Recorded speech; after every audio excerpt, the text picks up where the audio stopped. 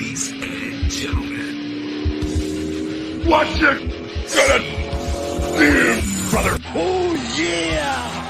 Woo! What? What? If you smell what the rock.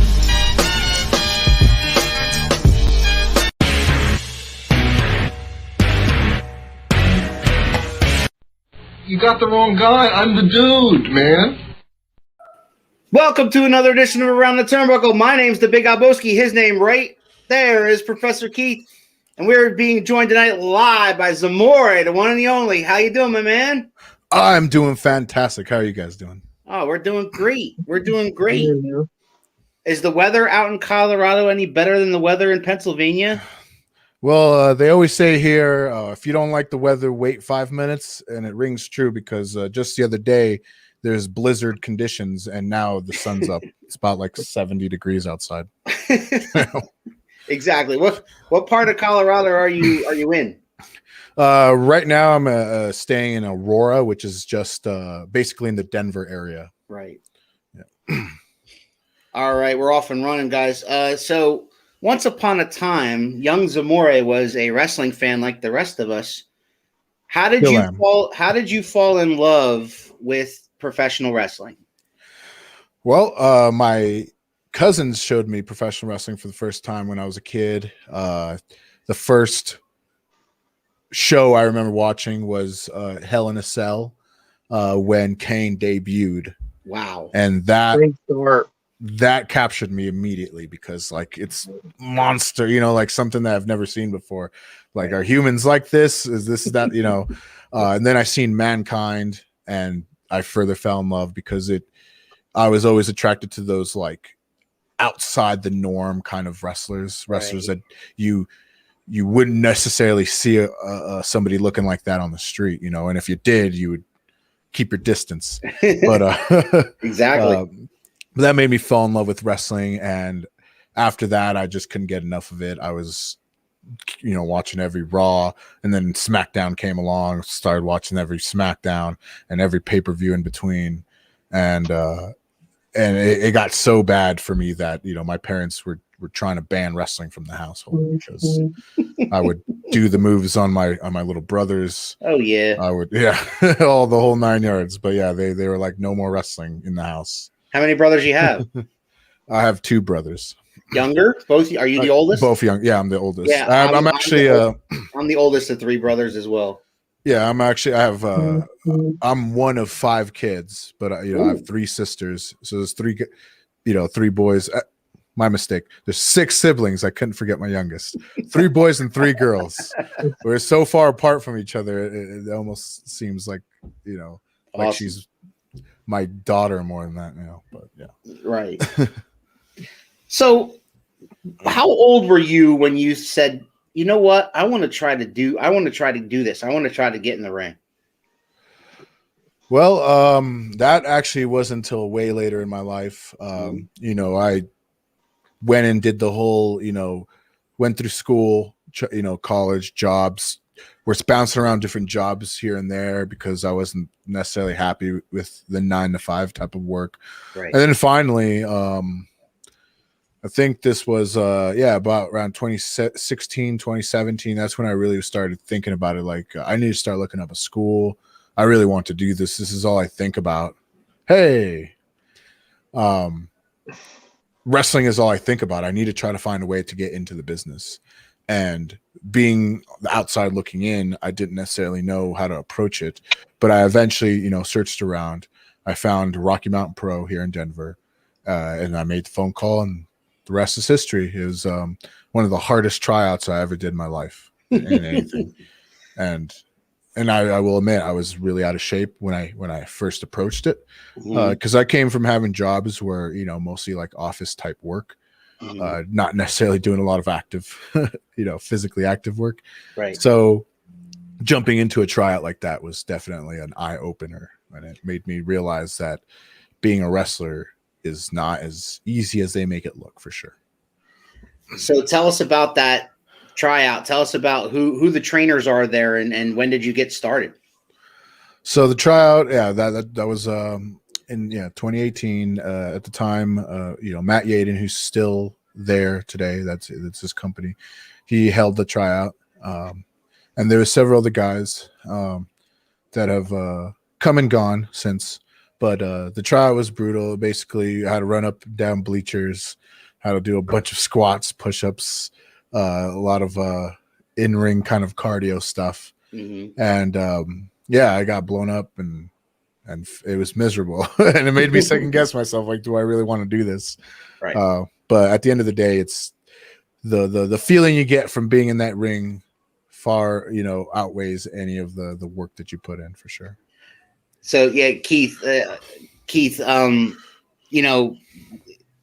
what he mentioned about he might not want to do this. I mean, that happens a lot, right? Absolutely, and that's the point of that kind of training. You're trying to separate the people that are serious and the people that saw it on TV, and Zamora says, the people that make it look easy, to the point that there's a lot of people that will come in there and go, well, I'm reasonably athletic, I'm reasonably good looking, and they make it look like anybody can do this, so I can totally do this, it'll be great. And that's what that tryout is for. Blow you up, see what your cardio is like, make you doubt, make you think, do I really want to do this? Because, I mean, as you'll attest, this is an art, and it requires a lot of time and a lot of commitment to learn how to do it correctly. And you don't want to waste your time teaching Joe Schmuck that's not going to make it through, that doesn't have the heart to do it. Why would you waste your valuable time and try to give him skills he's never going to use? That used to be how it was, and that's how it really should be. Is it should be only the best of the best. The people that are the most committed are the ones that get to have those skills and get to be broken in. That's my opinion on it anyway. And that's 100% what it is. And it used to be a lot difficult. You heard the Undertaker podcast and many other wrestlers that came up during his time, where the tryouts they held or seminars they held were mostly just to take your money and to kind of shoo you away, make you not want to do it. So it used to be incredibly difficult. You really had to kind of go out of your way. Just hearing the story from the Undertaker most recently, when he said showing up to a promotion for 8 months and every single week for 8 months, hoping that one day they'll notice him.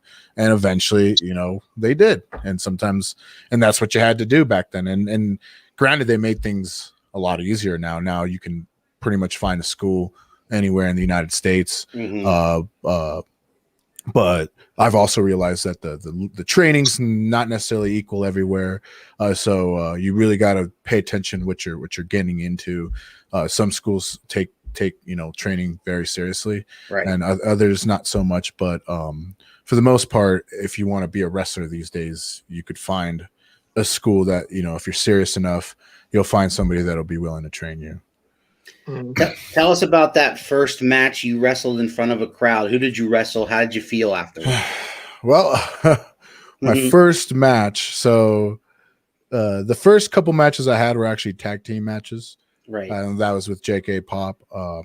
Get me used to being in there. And that was for sure a lot of fun. Mm-hmm. My first solos match was against Hunter Gray, and he kicked my lights out with a bro kick. But it was a lot of fun. Like I said, when you're in there for the first time, you have so much nerves and just so much going on in your mind that 10 minutes, however many minutes you're in there for, just flew by. Right. And I hardly remember what happened, but I just remember I was having a blast. Just that feeling, that you get. And then experiencing my first packed crowd, right, where the crowd's roaring at anything, man, that's what really solidified, this is what I want to do for a living. Right. How much attention do you pay to the current product, as we call them, the majors, such as WWE, AEW, Ring of Honor, things, New Japan? Yeah, I pay a lot of attention to all those major promotions because ultimately,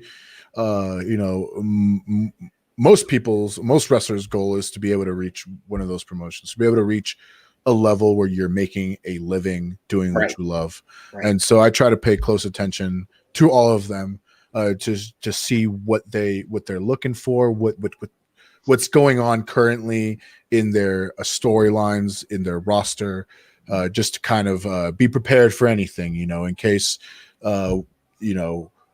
you're obviously putting out your resumes everywhere. You want everyone to take a look at you, and you never know when that phone call would come. And I always think that it's important to be prepared and know what's going on, just in case that happens.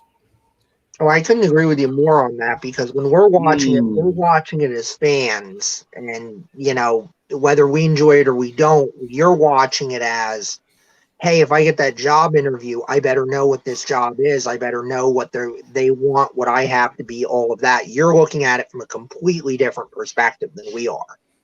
Yeah, and I still watch as a fan, but I watch matches differently now.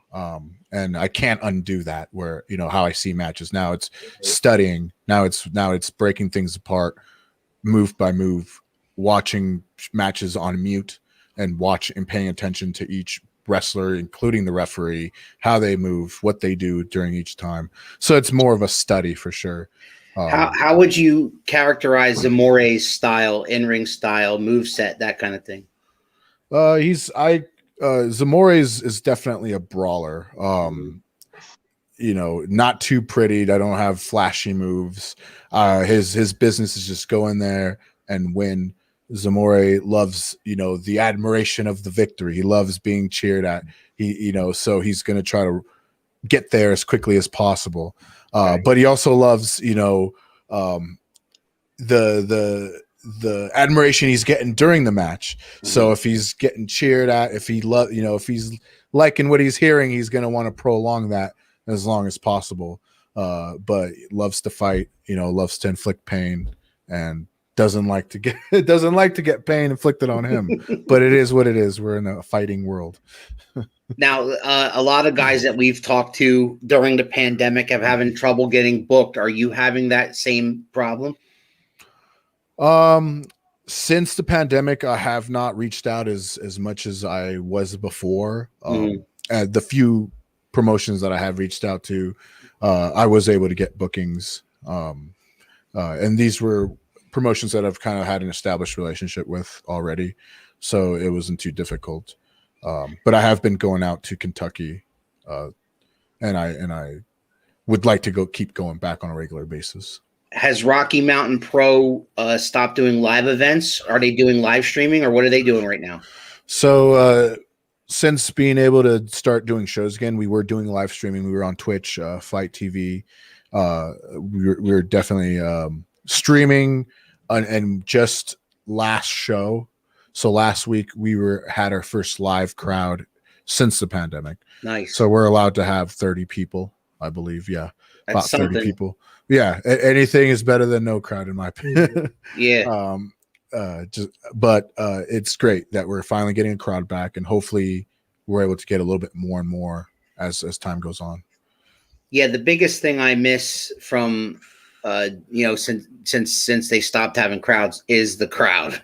Like, just as a fan watching it on TV or even watching it, and I've been watching a lot of friends of ours have a lot of live streams locally around here, and I've been watching them, and without the crowd there, without them to be able to play off the crowd, or it's an element of wrestling that I'm sure in ring you miss, right? Yeah, I miss it a lot because most of what I do is dependent on them.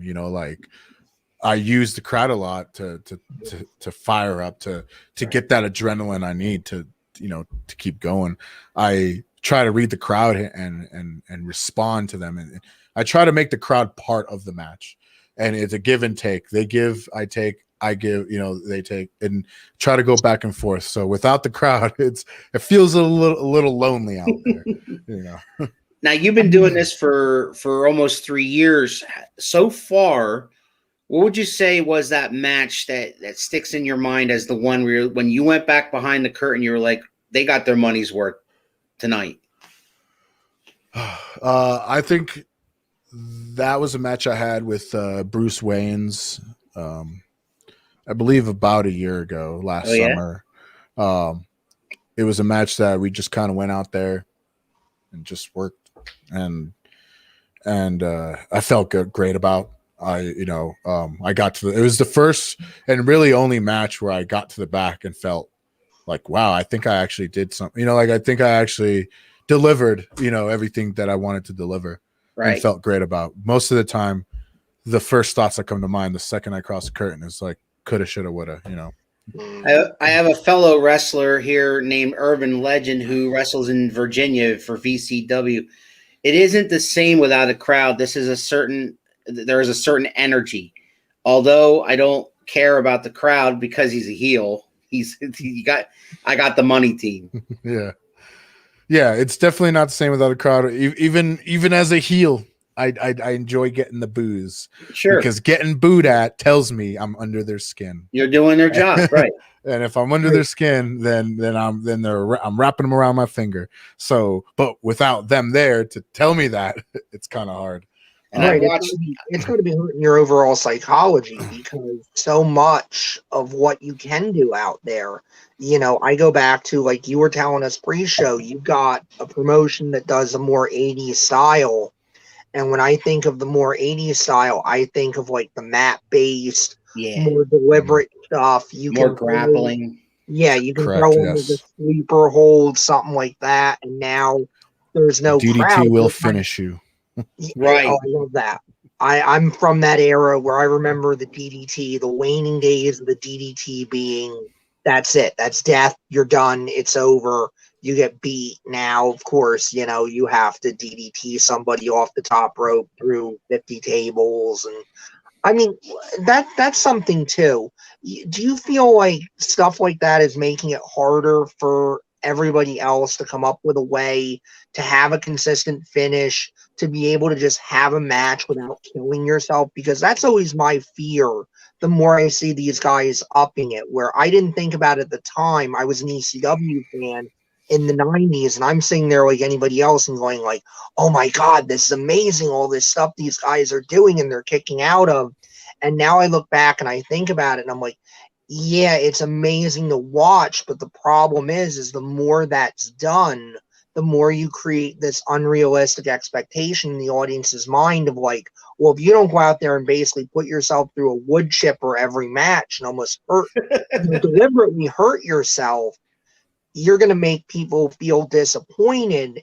And then you're also upping your own element of danger and endangering your own safety more because you're feeling like, well, if I don't dump this guy on his head 50 times or get dumped on my head 50 times, we can't credibly make the audience believe that we can stay down for a 3 count. I mean, do you see any of that, or is that just me overthinking it as a fan?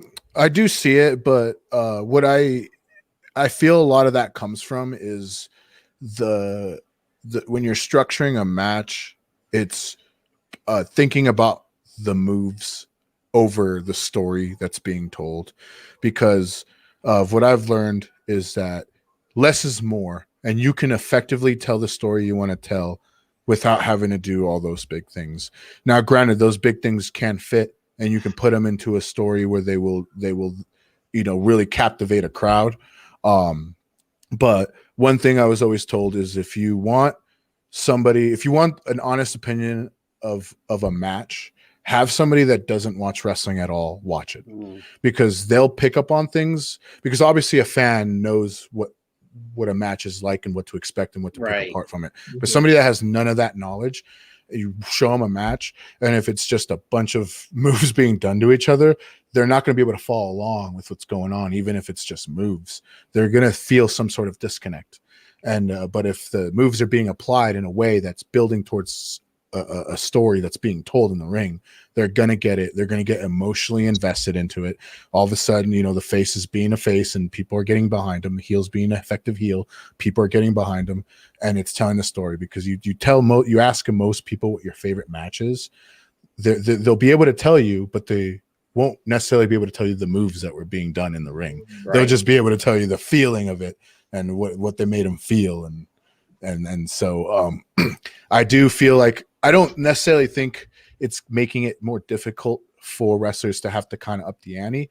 What I think it's doing, it's forcing people to be more creative in a way where you can only go so high as far as movesets. You can only be so crazy with your move combos before you kind of plateau in that, but can you tell an effective story where you could, where this punch here can, be very deadly and people will be afraid of it? Can you tell an effective story, where a clothesline, something that everybody does, can be an effective killing, like a feared move? And that's where I think we should focus more on, is the story behind the intent behind the things we do, rather than just going out there and trying to wow them with our athleticism. I couldn't agree with you more. I love that answer. I really do. It shows you've been doing this for only 3 years, and it shows great mental growth of, if you've never done this before 3 years ago, and you're telling me that now you have that mindset of telling a story in the ring, like you just mentioned, that's tremendous that you have that mindset. I appreciate it. And it clicked with me because a lot of the guys that have been around for a long time would ask me, hey, what's your favorite match? What can you tell me about it? And when I really got thinking, I'm like, whoa, I remembered the beginning. I remembered the finish, not really so much the in-betweens, unless it was a very emotional moment. And that's when it clicked with me, like, okay, I don't have to go out there and do 100 backflips. Right. I could do one and really tell a good story where that one is going to make people, Right. So tell us about Zamora, the character. Where does that come from you? So Zamora is, he's a hedonist. He loves the finer things in life, because growing up, Zamora had none of that. Okay. Zamora had to watch as others, enjoyed life to the fullest while he had to work and, save up money to help his family, to pay, long story short, didn't have anything to be able to enjoy on himself. So then later on in life, Zamora worked hard, made a lot of money off of different ventures, and is now enjoying life the way he wants to. And so that's pretty much where Zamora, the character, if you see him, his love for gold, and where all that comes from. And I've been a heel for the last year or so, and so my whole approach was telling people, hey, don't be miserable and sad and go to Facebook and talk about how life is bad and shitty and how nothing's ever gonna get better. Look at me, my life was at the lowest it could possibly be, sleeping in park benches, and look at me now. Mm-hmm. I have everything I could ask for. So that was my approach as a heel, just kind of putting that in people's faces. Awesome. That's really interesting. That almost sounds like the Dusty Rhodes adage that I've always heard that Dusty would tell people as a booker, when he would say about heels, and I'll try to do my Dusty and not embarrass myself. He would say, listen, baby, when you're a heel, you don't have to be right, but you have to believe you're right. And it sounds like that's exactly what Zamora is. Zamora thinks he's a role model, and he's trying to tell people the way to do it correctly, and he doesn't understand why the people then boo him. Yes, exactly. And your intent doesn't have to change as far as being a face or a heel. It's just how you present it, really. Name some of the wrestlers that have influenced you, or that you take a little piece maybe of this one and that one and add it to your repertoire. Definitely. The number one guy, just because a lot of people see that in me, is Samoa Joe. I study him a lot. I go back as far as George Steele. I like to take a lot of his mannerisms and George the Animal Steele, his growling and stuff like that. Definitely Mankind. Yeah. Not so much in his behavior, but more the psyche, I guess, of early Mankind. So I try to approach, kind of be that as Mankind was a representation of mankind, I try to kind of take a piece of that. Like I want to be a representation of what people see a hedonist. Colleen Bowling chiming in says, "Good for you, Zamora. God bless. Just goes to show you can do anything in life that you put your mind to." Yes, absolutely. And I'm not one here to preach motivation and stuff, because for a very long time I was in a rut myself, and I didn't know how to get out of it. And I did complain a lot, and I say, why is my life the way it is? But I decided to take one step at a time, and made a list of all my problems, and one by one started to take care of them instead of seeing all of them at once. I started eliminating each problem one at a time, and I surprised myself, because 10 years ago I would have not believed that I am where I am now. Especially as a wrestler, I would have definitely not believed that part. So there is a segment that we do on every show. Some guys like it, some guys don't. I apologize if you don't. But if you could wrestle anybody, alive or dead or retired or otherwise, if you could put yourself in any match against any superstar that's ever stepped in those ropes, who would it be and why? And it doesn't have to be a singles match. You can pick multiple. Yeah, you can pick. Yeah. As far as I would definitely, man, I've always wanted to wrestle just the Four Horsemen, all of them, singles, but all of them. I want, I've just been a big fan of the 80s classic wrestling gauntlet match with the Four Horsemen. Yeah, and those guys in their prime, like it would have been a dream to be able to wrestle all of them. I love you that. Want the original Horseman or the Horseman with Wyndham? Original. With Ole. With Ole. Mm-hmm. So you'd have Ole, then Tully Blanchard, then Arn, and then Ric Flair. Yes, those guys would have been be a dream to have wrestled them. Just woo! I love it. I love that answer. Keith, who would you put in the ring with Zamora? Because I know we had problems looking up footage, which I'm gonna try even harder when we get off the air. I'm a fan now, just based on this interview. Oh yeah, you can find any footage on Twitch. We have a lot of it there. Yeah. I know I have to do my due diligence too and start getting my clips out there, but most of our stuff, on Twitch. Well, now I have to specific. I was looking specifically for you. I have to. If I look up Rocky Mountain Pro, I bet you I could find some. Correct. Yeah, you look at Rocky Mountain Pro. All of our matches are cataloged there. But I mean, based on what he's been talking about, and the fact that they do like an '80s style. Who would you?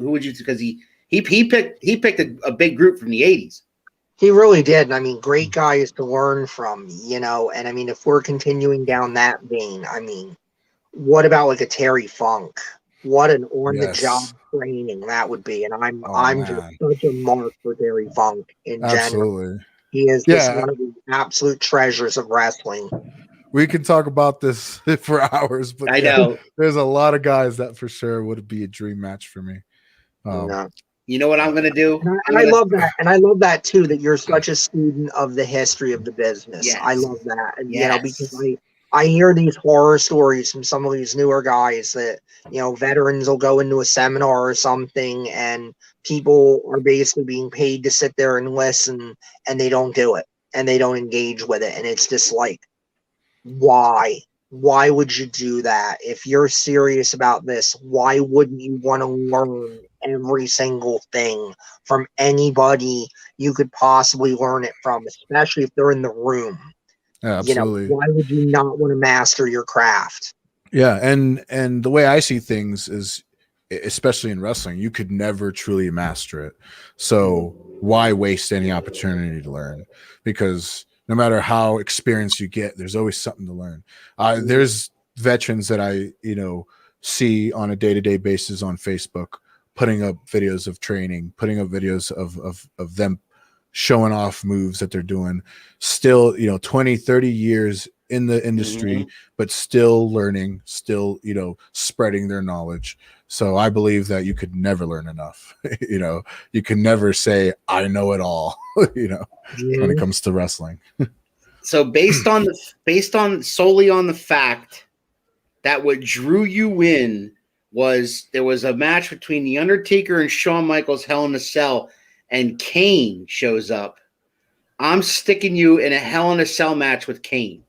Oh, whoo! I mean, yes, I would love it. That's my dream match right there. My heart will be, that's out of my circle. chest. That's full circle, right? You became a fan at that moment, and then you come full circle. You're in the ring with Kane. That would be so hard because it'd be so hard not to be a fan again. Right. Like it would be so hard not to be that little kid all over again. That'll be Keith if he ever actually meets the Undertaker face to face. Like, I don't know that I would have the power. There's a lot of guys that I've done seminars with and that I've shooken hands with that I'm still like, hey, right. I'm a big fan. Well, name some wrestlers that you've met. So Al Snow's one guy. I've Cool. had a couple seminars from him. He kind of heads the OVW in Kentucky, right? So he's involved with that. D'Lo Brown. We've had Robert Strauss, as he goes by now in NXT. Right. Had Malia. Oscar, I'm really bad with names. So put me on the spot. Right, yeah. But let's see who else have we had. Bob Evans.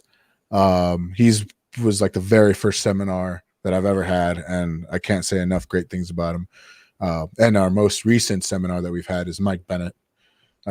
Another amazing, incredible individual that, like, one of the best seminars I've ever had for sure with him. And you guys were picking these guys' brains, I hope, every time. Oh, 100%. Like, they've been there, done that. Like, Mike Bennett's been at every major promotion there is. I want to ask, I want to know, how can I get there? So right. I want to pick his brain as much as I can to be able to get to that next level. What is the ultimate goal for Zamora? The ultimate goal for Zamora is to reach the pinnacle of wrestling, wherever that may be. But to reach the pinnacle and to be able to reach and entertain people all around the world. My biggest passion is putting smiles on people's faces, whether as a heel or a face, entertaining people in general. Like I love it. Even if it's 5 people in a crowd, or if it's hundreds of thousands. Any charity work, like we did a Make-A-Wish, that was those things I'm all about. Like those is what makes me want to do it even more. So being able to reach a level where I could do something like that on a regular basis, that's what I would like to do. And that's the cool thing about professional wrestling. That's probably one of the biggest reasons why we love it, is because it leads to such possible things like that, such dreams for both the fans and for the performers. Yeah, because when I was a kid and I discovered wrestling, it helped me get through so much in my life. Mm-hmm. Like, it was an escape for me, based on all the things that were going on in my life. It helped me get through things. And if I could just do that for people, because I know people still go through those things. I know kids still have bad days and struggles, and like turn on television or turn on something to watch to get away from things. If I could help people do that, then like, to me, that's like the whole first full circle thing. And I've felt like I've accomplished what I've set out to do. How much wrestling do you consume on, let's say, a weekly basis?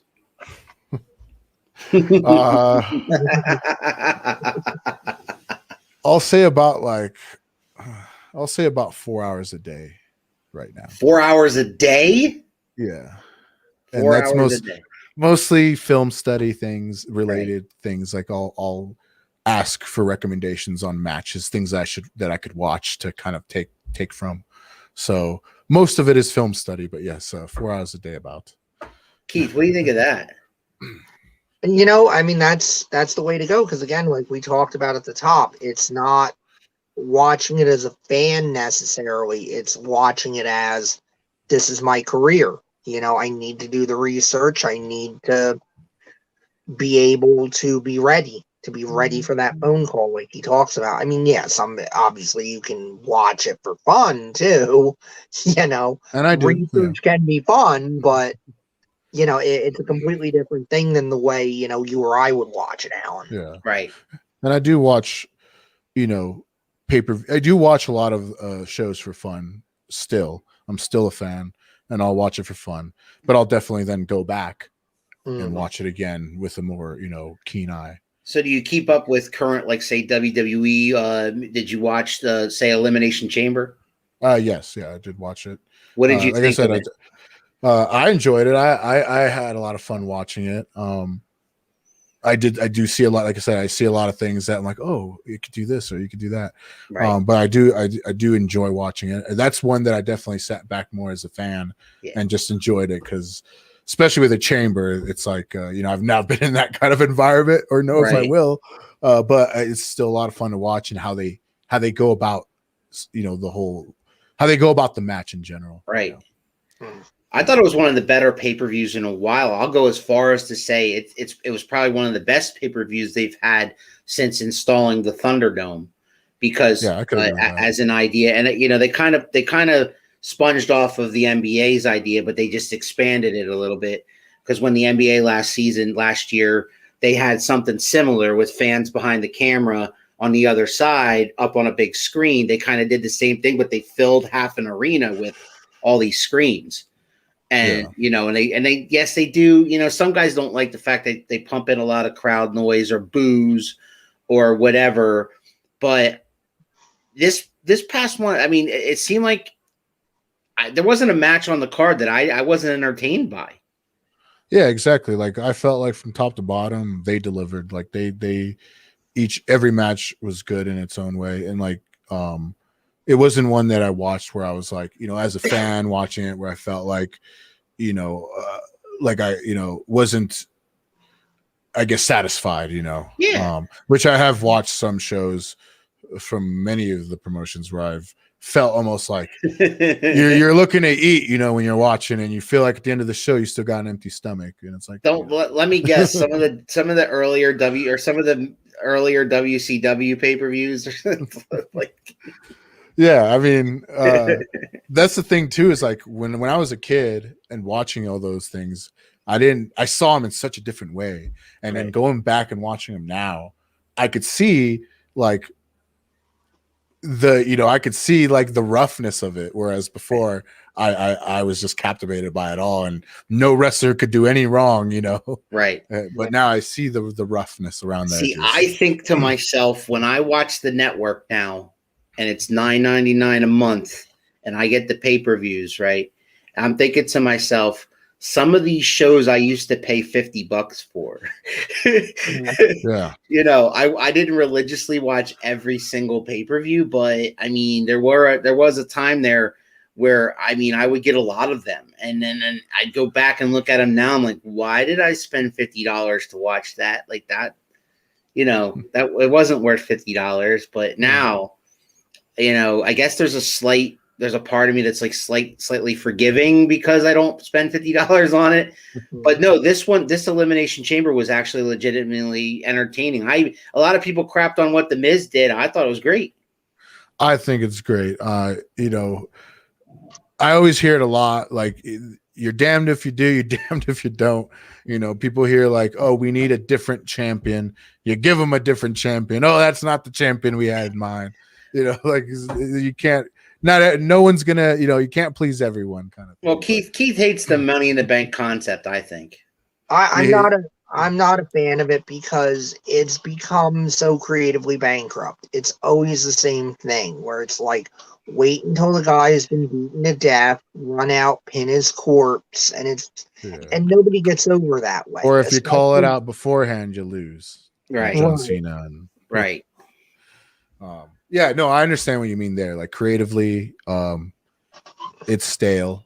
There's only so much that they've done, and I'm sure if they put their heads together, they could probably come up with something that could be done, make it fresh again. But yeah, right. I agree that it's, as of right now, it's same old thing we expect from a Money in the Bank. Basically, whoever wins is either going to be guaranteed to win, or something's going to play out where they lose the suitcase to someone else. See, I think the last time it was done right was when Rob Van Dam had it, and he made that challenge to John Cena at the Hammerstein Ballroom thing, and he had the ECW crowd. But that was also such a once in a lifetime thing. I know, but I'm just saying that to me that was the last time they did it right, because ever since then, 90% of the winners are heels, so they're going to do the dick move and attack somebody while they're down. Well, there's also the problem, too, if they give it to guys that they're clearly not going to get behind. Like when CM Punk got it and everybody went nuts because it was Punk winning it. And then he kind of had this lackluster title reign that ends with he doesn't even wind up winning the losing the title because he's not even in the match because they do an injury angle on him. And it's become so clear that you weren't behind him at that point. So then why did you give him this potentially star-making thing? Well, why did they give it to Otis? Well, maybe they felt like you said star-making. Maybe they felt like getting it will make them a star. Right. Yeah, and I mean, I can understand that, but I look at it as there may be a star for that night, but then if you proceed from the time they win it to the time they cash it in to have this guy lose all the time or be treated like he's nothing special, you haven't made a star. You haven't done anything to elevate this guy. To that point, I think whoever wins the Money in the Bank, they should be taken on a journey with the fans to where we'll get the fans invested in that person.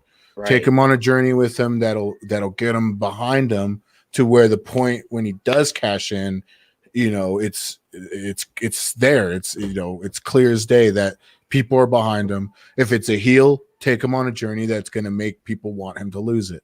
But I think there should be a buildup.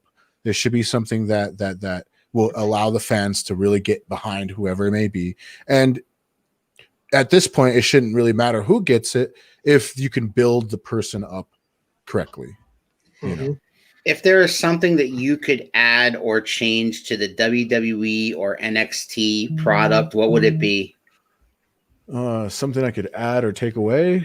Add, take away, or change to make the current NXT/WWE product better.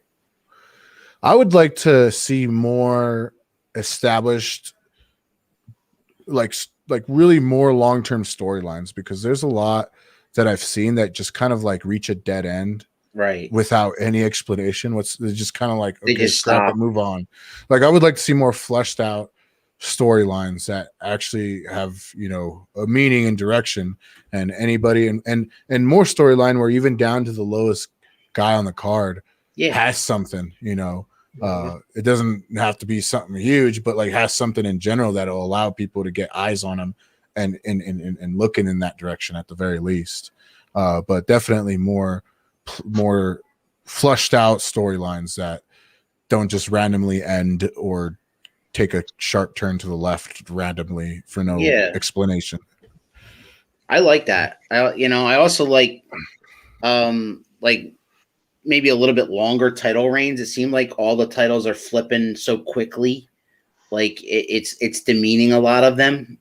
Even the women's seems to be a different women's champion every couple of weeks. And to me, I remember, I mean, it just called me old fashioned, but I remember when guys had the title for a year and that was a big deal. Yeah. And that's considering, they didn't defend them quite as often either. Right. But like these days they do defend them often and they lose them often. But yeah, I agree with that. Like there should be more established champions, right? Because then that, if it's a heel, that'll give a fight, that'll, allow the face to fight his way up.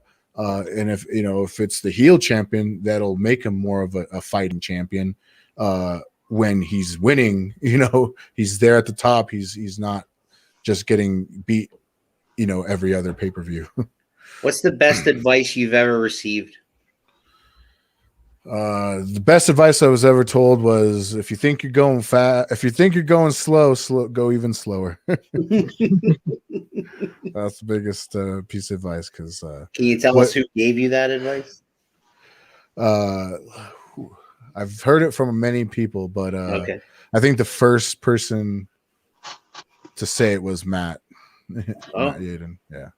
Which, he's trained by Al Snow, worked directly under Al Snow. Right. So I hear a lot from them. I see all the relation, like the tree starts to branch out, and you can tell who's worked with each other because they all kind of have similar, advice and things like that. There, Mike City says, there it is. Yeah. Awesome.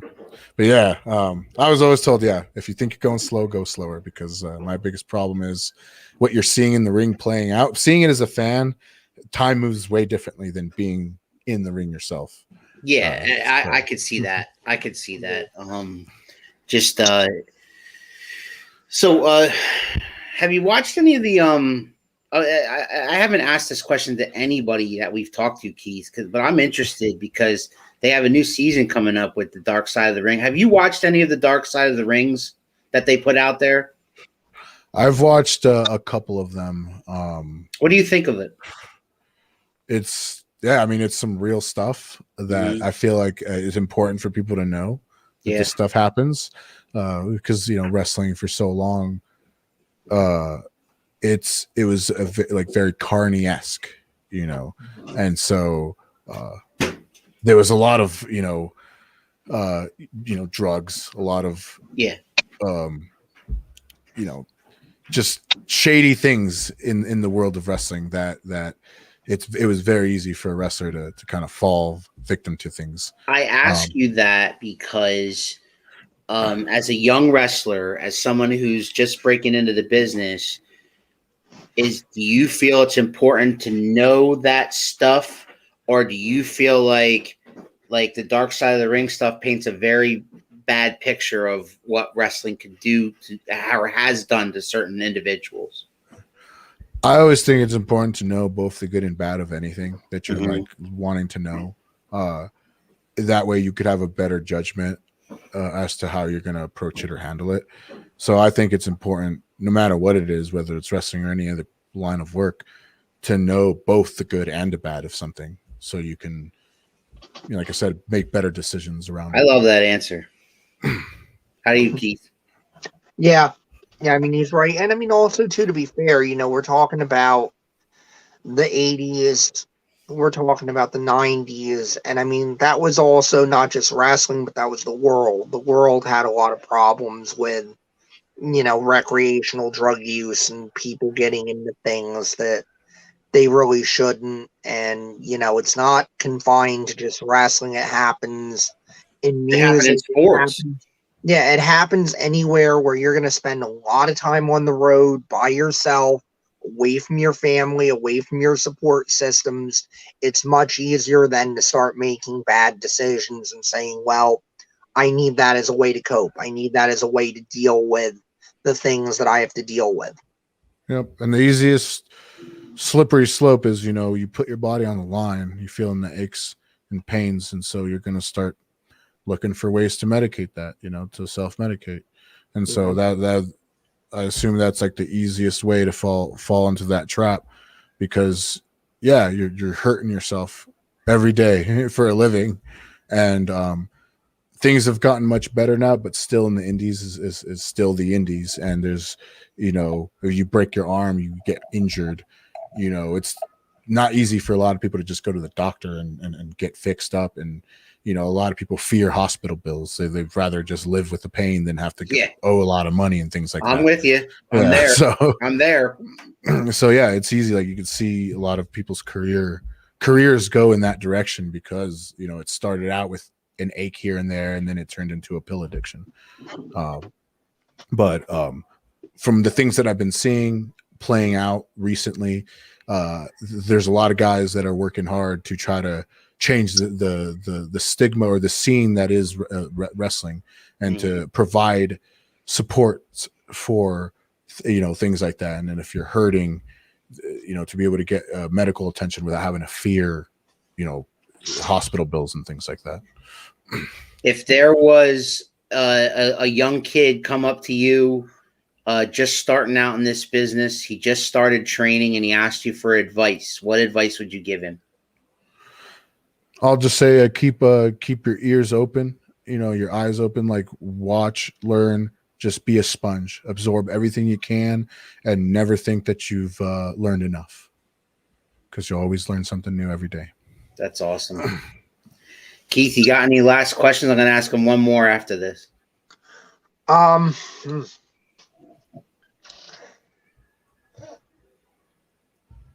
Trying to think of something good to wrap it up with. He's covered it all, man. He's an open book.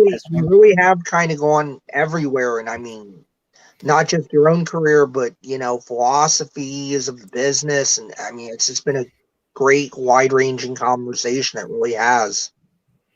Yeah, I had a lot of fun chatting with you guys. Yeah, man, you seem like a real student of the game, and I think that you're going to be you seem like the type that's going to continue to learn, never feel like you're good enough, so you always want to be better.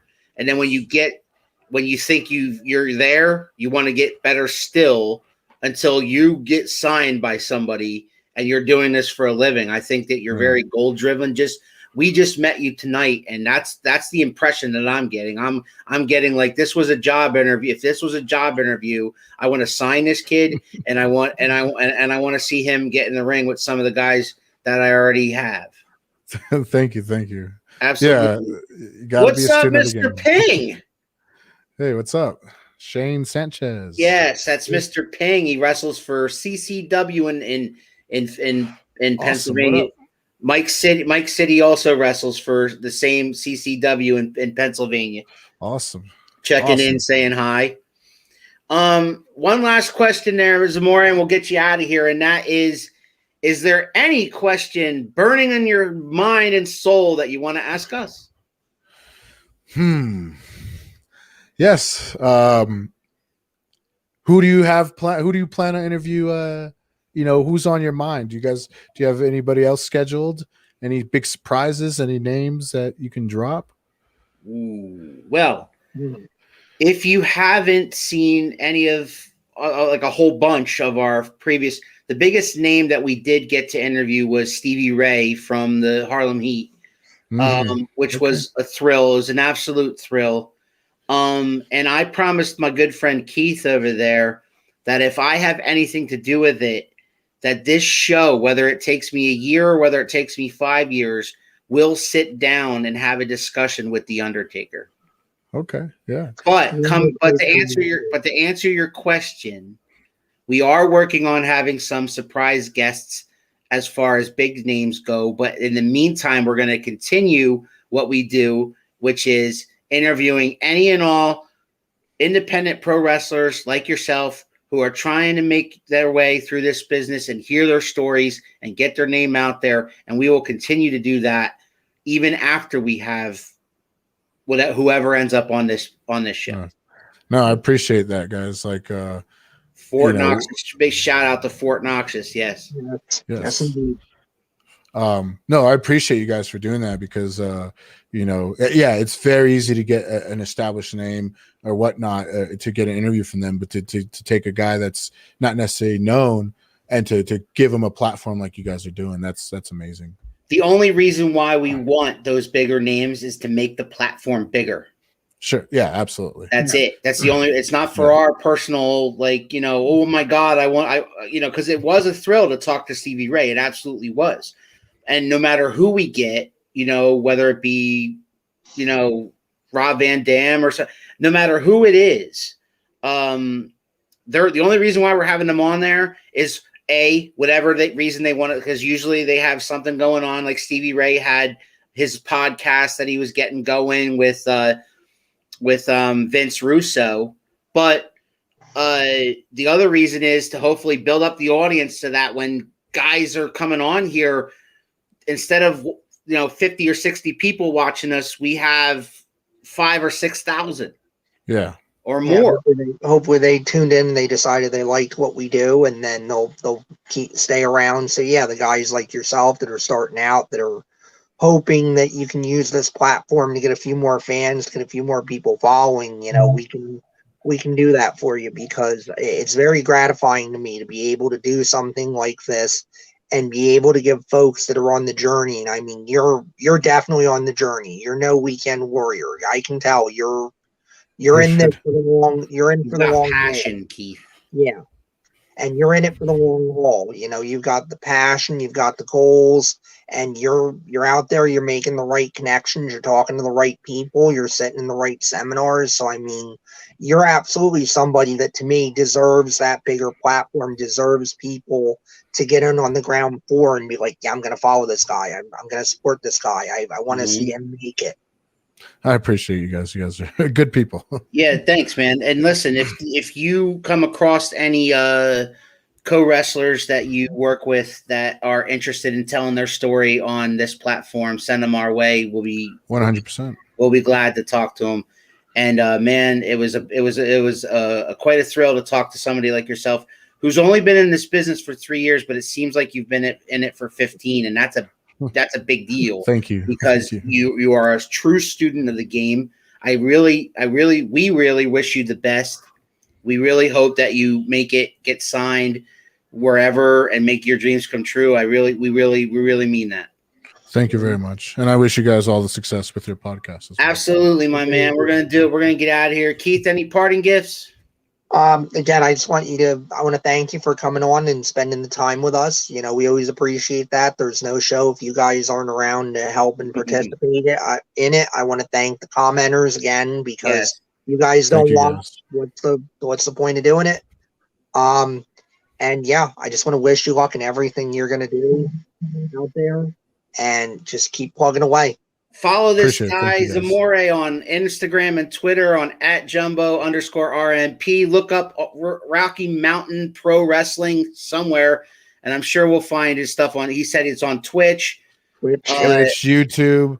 I have a match on OVW. You could also find OVW TV. You'll find me on one of those episodes. Oh, awesome! Because I have watched some matches on OVW TV, so I'm going to definitely look that up. But man, it was a pleasure talking to you, and I hope we talk to you again soon, my man. Appreciate it. Thank you, guys. Absolutely. We'll all see you guys. Oh, program note, Keith. Yes. There is no Around the Turnbuckle tomorrow. All right. I will not be around. I will not be available. Unless, Keith, you want to go solo, but I don't have a guest booked.